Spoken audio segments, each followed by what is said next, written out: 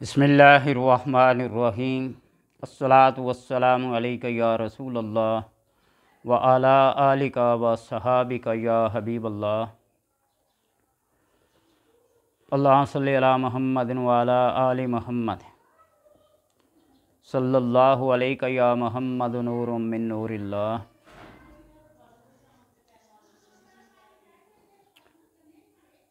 वज़ाइफ़ व अमलियात के अंदर तासीर पैदा करने के लिए बार बार ये बात कहता हूँ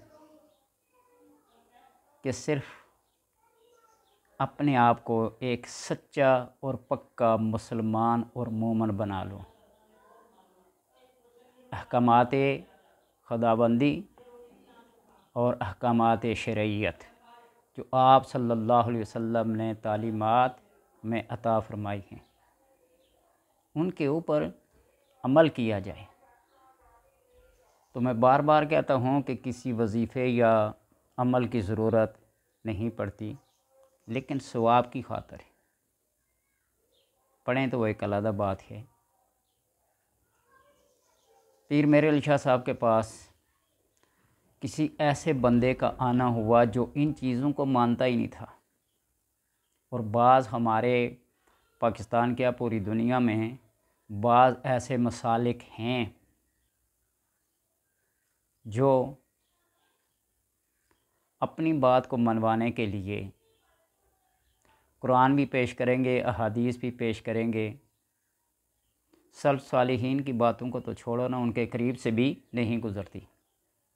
हमारा किसी से कोई एतराज़, कोई झगड़ा, कोई तंज़, कोई तनकीद नहीं है, लेकिन वो बंदा आया और कहने लगा कि फ़लाँ काम है, आपके वज़ाइफ़ के बारे में बड़ा सुना है, बहुत असर करते हैं।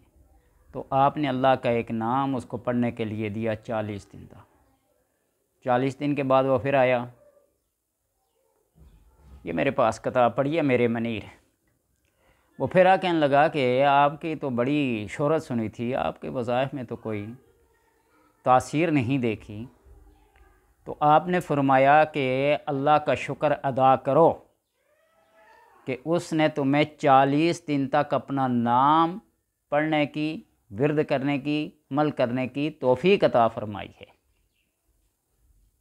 ये तासीर, ये एतकाद, ये यकीन खुद बंदे के अंदर होता है। अहादीस में से बेशुमार अहादीस हैं। इशा की नमाज जो बंदा पढ़ के नहीं सोता, शैतान आता है और उसके कान में पेशाब कर देता है। ये बात हदीस से साबित है। मेरे उस्ताद मोहतरम मुफ्ती फैज़ अहमद फैज़, मुफ्ती अरब व अजम, गोल्डा शरीफ में बहुत अरसा रहे। वो फरमाने लगे कि जब ये अहादीसें में से ये हदीस हमें पढ़ाई गई, अहादीस में से ये हदीस हमें पढ़ाई गई, तो हमारा एक क्लास फेलो था, वो इन बातों को नहीं मानता था। कहता था ये सिर्फ तमसील बयान की गई होगी। तो सुबह उसने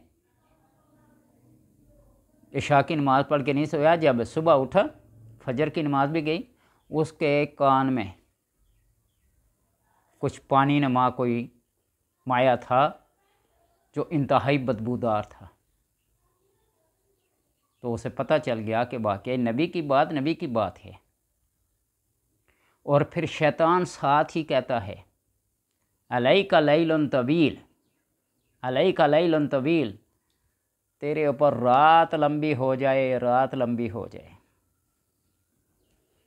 तो फिर आप अंदाज़ा करें, तजर्बा करें, मुशाहिदा देखें। मेरा अपना ज़ाती तजर्बा है, शायद आप भी इससे इत्तफ़ाक़ कर लें। जब सर्दियां होती हैं तो सुबह के वक्त में बिस्तर गर्म होता है, उठने का जी नहीं चाहता। और जब गर्मियां आती हैं तो सुबह के वक्त में बिस्तर ठंडा हो जाता है, उसी वक्त कौन आता है। ये उन कलिमात का असर है जो शैतान पढ़ता है, अपने अल्फाज, अलैका लैलन तवील। जिस तरह हम किसी को कहते हैं ना, दफ़ा हो जाओ, करीब हो जाओ, फ़लाँ काम कर लो, अपने अल्फाज होते हैं। इस तरह वो अपने अल्फाज पढ़ कर शैतान بندے کے جسم پر ہاتھ پھیرتا ہے تو اس کے کلمات کی اتنی تاثیر ہے کہ بندے کی عشاء کی نماز بھی، فجر کی نماز بھی، تہجد بھی، سب کچھ رہ جاتا ہے۔ تو کیا انسان اس سے بھی کمزور ترین ہے کہ اللہ تبارک و تعالیٰ کے اچھے اچھے نام، اسماء الحسنی پڑھے اور اثر نہ ہو؟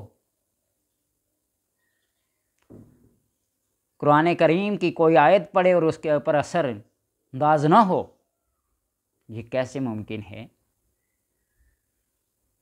لکھ کر کوئی اپنے پاس رکھے اور اثر نہ ہو۔ آج بڑے بڑے لوگ کہتے ہیں جی قبرستان میں قرآن پڑھنا، لکھ کے پاس رکھنا، تعویذ کی صورت میں لٹکانا، یہ دم درو جھاڑ پھونک کرنا، یہ سب غیر شرعی ہے۔ وہ شریعت ان کو مبارک ہو، ہمیں تو اپنے نبی کی شریعت اچھی لگتی ہے۔ کھولیں احادیث کی کتابیں جہاں ذکر کے فضائل، ذکر کی اہمیت، اسماء حسنی، قرآنی آیات، احادیث مبارکہ پڑھنے کی فضیلتیں بیان کی گئی ہیں۔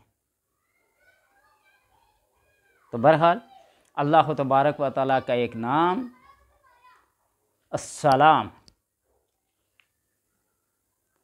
سلام المؤمن المہیمن العزیز الجبار المتکبر، سورہ حشر، یہ اللہ تبارک و تعالیٰ کے چند اسماء سورہ حشر کی آخری آیات میں بیان کیے گئے ہیں، اور جس کے بارے میں 2-4 روز پہلے یہ عرض کیا تھا کہ جو بندہ صبح اٹھتے ہی اعوذ باللہ السمیع العلیم من الشیطان الرجیم واللہ الذی لا الہ الا هو عالم الغیب والشہادۃ هو الرحمن الرحیم سے لے کر آخر عزیز الحکیم تک پڑھے، اس دن کوئی آفت، کوئی مصیبت، کوئی پریشانی نہیں آئے گی۔ اس دن موت آئے تو اللہ تبارک و تعالیٰ شہادت کی موت عطا کرتا ہے۔ اور یہ سلام اللہ کا یہ نام اگر کوئی بندہ لکھ کر اپنے پاس رکھے، جہاں کہیں بھی جائے گا امن اور سلامتی میں رہے گا، کوئی زہریلا جانور، کوئی بچھو، کوئی سانپ ڈانگ مار بھی لے، اس کے زہر کا اثر نہیں ہوگا۔ کوئی درند چرند پرند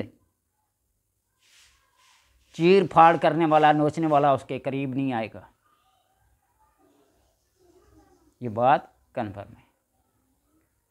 اس آیت کے بارے میں کہا جاتا ہے سلام علی نوح فی العالمین، جہاں خطرہ ہو بچھوؤں کا، سانپوں کا اور زہریلے جانوروں کا، تو آپ پڑھ کر اپنے اوپر دم کر لیں، اپنے چاروں طرف حصار کر لیں۔ اللہ کے فضل اور اس کے کرم سے کوئی بھی زہریلا جانور آپ کے قریب تک نہیں پھٹکے گا۔ اور یہ آیت تمام جسمانی، روحانی بیماریوں کے لیے کام کرتی ہے، اور حسن وہ جادو جنات جس کی وجہ سے انسان کمزور پڑ جاتا ہے، اس کے کاروبار، اس کے روزگار بند ہو جاتے ہیں، رشتے ناتے سارے کٹ جاتے ہیں۔ اور یہ بندہ جب آیت پڑھتا ہے تو انسان کے اندر جتنے بھی عناصر ہیں، آبی، خاکی، بادی، آتشی، جتنے بھی ہیں، ان ساری آفات سے انسان محفوظ رہتا ہے۔ اور اگر یہ ساری آیات جن کو 7 سلام کہا جاتا ہے پڑھے تو جسم کے اندر کوئی ایسی بیماری نہیں ہے جو اس کو لگے۔ اللہ کے کرم سے یہ اس کے نام ہیں، اس کی کلام ہے۔ ہر آیت کے شروع میں سلام ان کا لفظ آتا ہے، اور اس سلام ان کو اگر بندہ لکھ کر اپنے پاس رکھے تو یہ باتیں بتلائی ہیں، اور اگر اس کو پڑھے اور پڑھ کر کسی کے اوپر دم کرے، جس مرض میں وہ مبتلا ہوگا اللہ تبارک و تعالیٰ اس کی اس مرض کو سلب کر لے گا اس اسم کی برکت سے۔ میں فخریہ طور پہ تو نہیں، تحدیث نعمت کے طور پر یہ بات کہتا ہوں۔ میں راولپنڈی میں رہتا ہوں اور ہمارے پاس یہ بڑے ہاسپٹل ہیں 2 سرکاری، CMH اور MH، اور CMH پاکستان کا وہ واحد ہاسپٹل ہے جو مشہور ہے اپنے ٹیکنالوجی اور فنی مشینوں کی وجہ سے مریضوں کو چیک کرنے کے لیے۔ یہاں سے کئی ایسے کینسر کے چھوٹے بچے، میرے گھر کی ایک خاتون خود اس میں ملازم ہے، جتنے بھی چھوٹے بچے تھے ڈاکٹروں نے ان کو علاج قرار دے دیا تھا، اور روتے بلکتے بچوں کو اور ان کے ماں باپ کو دیکھا ہے۔ میں دعوے سے یہ بات کرتا ہوں کہ جب بھی میرے پاس وہ آتے تو میں ان کو کہتا کہ 1 ہفتے کے بعد اسی بچے کو آپ چلتا پھرتا کھانے پینے کی چیزوں کو ڈیمانڈ کرتا دیکھیں گے آپ۔ وہ حیران ہو جاتے، ایسا ہی ممکن ہے ممکن۔ بے شمار ایسے واقعات ہیں، حادثات ہیں۔ انسان جب صدقہ اور خیرات کرتا ہے نا، تو صدقہ اور خیرات موت کی سختیوں کو بھی ٹال دیتا ہے۔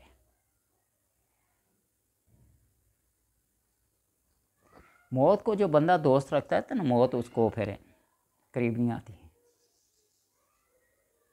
دوست کو نقصان نہیں پہنچاتا۔